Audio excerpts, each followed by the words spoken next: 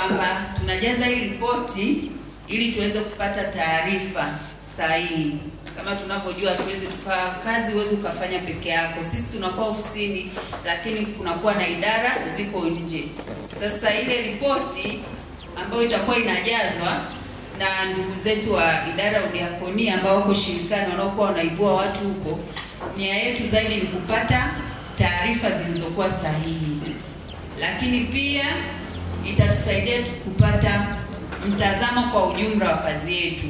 Kwa sababu kama tunavyojua uwezi kufanya kitu kwa unaenda kama upo gizani unapapasa. Lazima ujue kwamba hichi kitu unachokifanya kina faida au kina hasara. Wapi umetoka, wapi unaenda. Bwana Yesu asifiwe. Kwa hiyo taarifa itatupa mtazamo kwa ujumla. Lakini pia itatupa mtazamo kwa ujumla wa budget. Kitu chochote kile kinaenda na budget. Kwa hiyo hizo taarifa zitatusaidia kuweza kupanga budget kwa ujumla. Wapi tuongeze, wapi tupunguze. Bila taarifa hauwezi ukajua kama wapi uongeze, wapi upunguze. Kwa mfano, ni watu gani wenye mahitaji maalum ambao natakiwa ndio tuatilie mkazo zaidi, na maanisha budget iongezeke. Bwana Yesu asifiwe. Kwa hiyo taarifa na hizo data ambazo zitakuwa zinakusanya huko ndio zitasaidia kupata vyote hivyo. Na kitu kingine inasema ni kufahamu kama kuna mtu anahitaji pesa zaidi au kuwezeshwa. Kama ambavyo wawezeshaji wengine wamepita, kwamba tunapokuwa huko katika kusanyaji wa taarifa, labda unakuta kwa mfano imetolewa yule mama mjane ana watoto 3, hana chochote kile cha kufanya, nini awezeshwe? Je, huyu mtu unakuta na watoto 3 wanasoma shule, pengine watoto hawaendi tena shule kutokana na kwamba mama hajiwezi na yeye mwenyewe pia hajiwezi. Unakuta mtoto mwingine ni yatima, labda anahitaji tu ni madaftari ya shule. Kwa hiyo zile data zitatusaidia zaidi nani ana uhitaji wa pesa zaidi.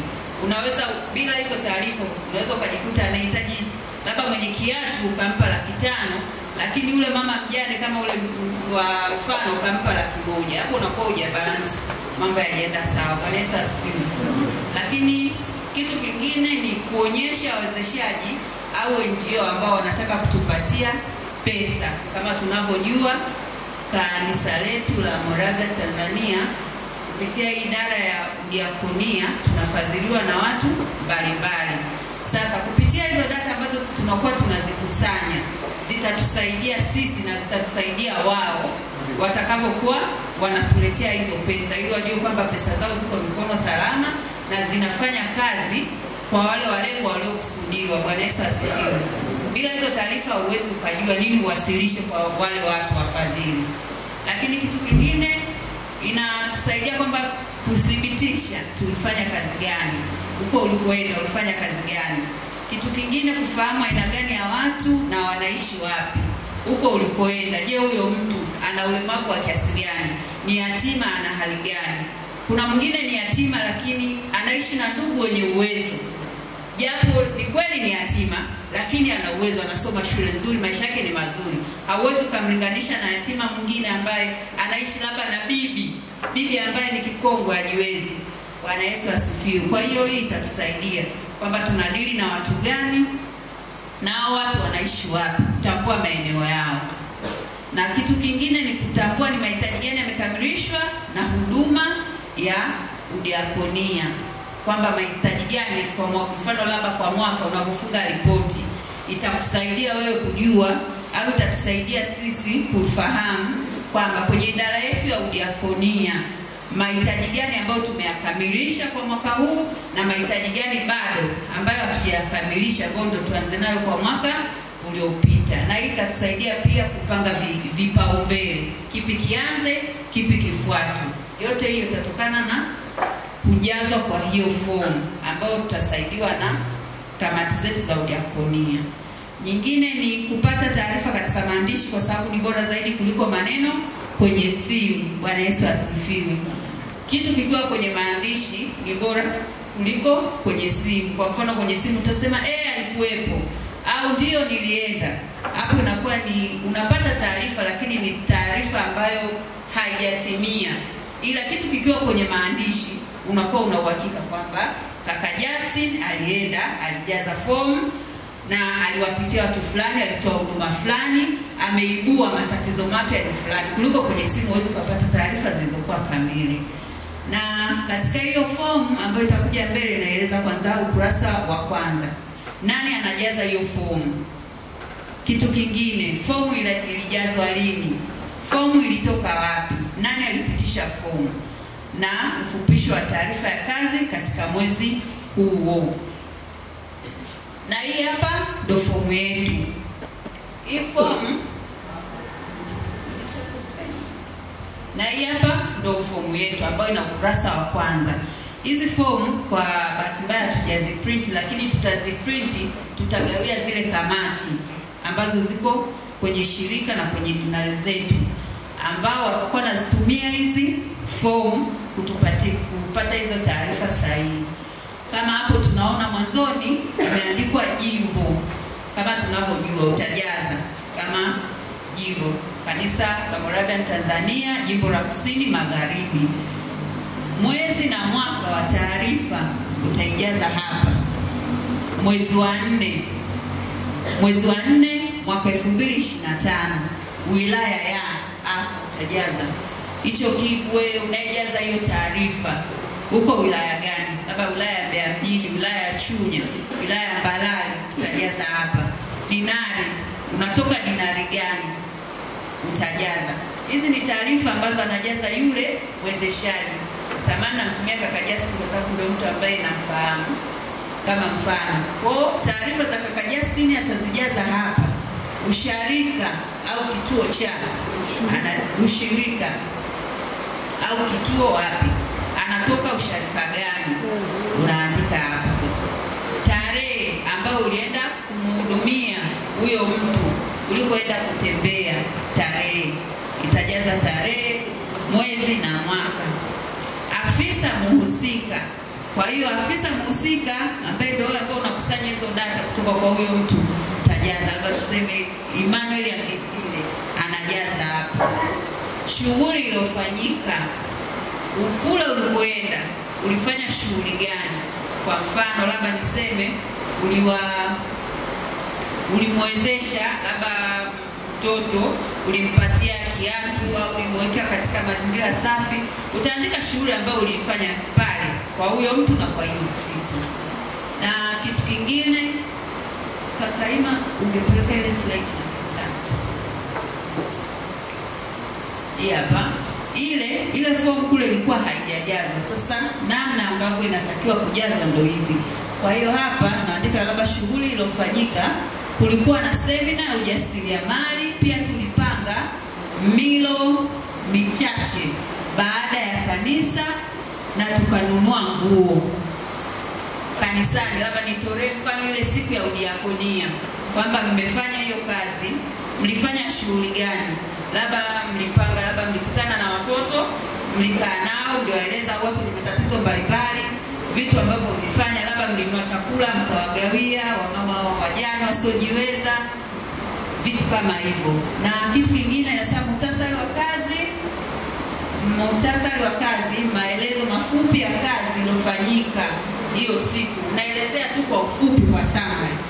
Kwenye mfano hapa inasema mwezi huu tulifanya kazi kwa saa 20 na tulitumia karibu shilingi 100,000. Hiyo siku ambayo ulifanya kazi, mlihudumia huko kwa watu ambao tunawahudumia, watu ambao mmewaibua, mlifanya kazi gani? Sasa huko ukishaandika hapa summary, hapa kwenye muhtasari wa kazi ni unatoa summary ya mwezi mzima, ndio unakiandika hapa. Unaandika tu kwa ufupi, ulifanya kazi kwa muda gani, labda masaa 4, na ulitumia shilingi ngapi, labda mliwapatia chakula labda shilingi 50,000 au 20,000.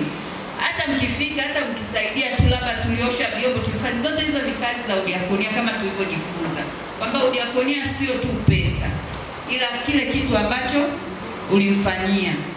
Kwa hiyo utaona hapo. Na huyu anasema katika kusanyiko letu kuna wajane wengi. Lakini kingine akasema tatizo moja ni kwamba hatuna watu wa kutosha wanaofanya kazi katika uzalishaji. Kwa sababu hiyo hatuwezi kupata pesa za kutosha. Kama tulivyosema, kauli mbiu yetu ni kwamba tuweze kuwa na vitu, tuwe na miradi ya udiakonia ili tuweze kujiendeleza. Ndio hii hapa kwamba unaweza kugundua tatizo, ni kweli kuna tatizo, lakini sasa pesa tunapata wapi? Unaweza ukamkuta mtu ana shida ya 200,000. Anasema mimi kiniwezeshe shilingi 200,000 nitaweza kumudu familia. Lakini kwa muda huo mna 50,000. Lakini kama tungekuwa na miradi 200,000 kupata inakuwa ni rahisi. Kwa hapa utaandika summary ya mwezi mzima ulichofanya. Huku inasema makadirio ya jumla, somo lililojitokeza. Ukiwa kwa huo mwezi mzima unapokuwa unafanya udiakonia, lakini pia unatakiwa unajifunza vitu. Nini ambacho kilijitokeza? Kitu gani? Ndio mfano unasema wakati wa semina tulijifunza njia nyingi za kuzalisha. Washiriki walifurahi sana na kutiwa nguvu katika siku zijazo. Tunahitaji tangazo zaidi kwa ajili ya masoko ya chai ya masala. Huu ulikuwa ni mfano kwamba waliwafanyia ujasiriamali, waliwafundisha hicho kikundi kutengeneza chai masala. Kwa kitu ambacho kilifanyika kwamba walichojifunza. Sasa wewe kama mwezeshi, kama mdiakonia, ulikoenda kwa kutoa elimu, nini umejifunza? Labda umekuta watoto ni yatima, wana hali ngumu. Nini umejifunza kupitia wale mama wajane wasiojiweza, walemavu? Umejifunza nini kupitia hali zao? Na mwisho utaandika jina la mhusika. Jina la mhusika ambaye ni mimi, labda ni kaka Emmanuel Angetile. Utaandika nafasi yake kwamba yeye ni bwana miradi, saini yake hapa na tarehe aliyoandikia hii ripoti. Huu ndio ule ukurasa wa kwanza wa hii ujazaji wa ripoti. Ukurasa mwingine unasema sasa hii ni ya makundi. Hapana, ni ile ile. Huko huyo mtu ambaye umemfanyia utafiti, utaandika namba, labda ni namba 1, mtu wa kwanza, tarehe uliyomfanyia, labda ni tarehe 1 mwezi wa 3 mwaka 2025. Jina la huyo mtu utaandika Beatrice Mwakipesile, jinsia ke, umri utaandika miaka yake, mahali anapoishi huyo mtu ambaye umemuibua utaandika naishi wapi. Kundi shiriki, kundi lake shiriki ni lipi? Kwa mfano labda ni mlemavu, ana ulemavu gani? Labda asikii, aoni, au ni yatima, au ni nani? Maana yapo kundi shiriki. Maelezo ya shughuli, hiyo siku ulivyoenda ulimfanyia nini huyo mtu? Hapo muda uliotumika, gharama za shughuli, maoni. Hapa sasa maoni yako wewe Emmanuel Angetile ambaye ndio uko kwenye hiyo idara ya udiakonia, umemtembelea huyo ndugu yetu. Maoni yako ni nini kuhusu huyo mtu? Nini kinahitajika? Anahitaji sana nini? Unaandika. Na maoni unaandika kutokana na vile ulivyokuta.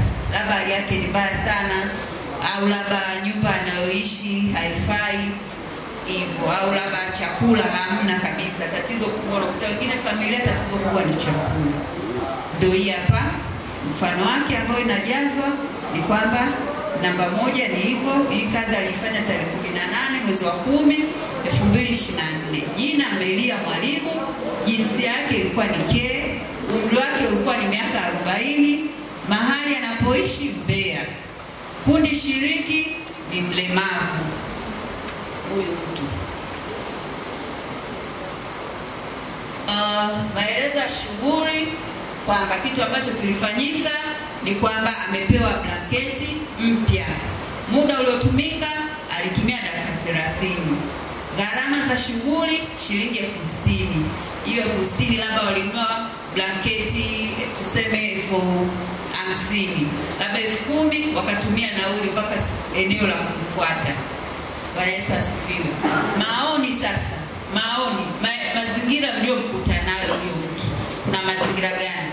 Ndio anaandika kwamba nyumba yake ni chafu, anaishi peke yake na alisema ana huzuni sana. Unapoenda kumhoji, usiende tu kumfanyia mtu huduma bila kumhoji. Unatakiwa umhoji. Shida yako nini? Kuna mwingine anaweza akawa na kila kitu ila anakuambia mimi nina huzuni. Sina furaha kwenye maisha yangu. Kwa hiyo huyu maoni alisema walikuta nyumba yake ni chafu, anaishi peke yake, na alisema ana huzuni. Huyo mama wa miaka 40. Bwana Yesu asifiwe.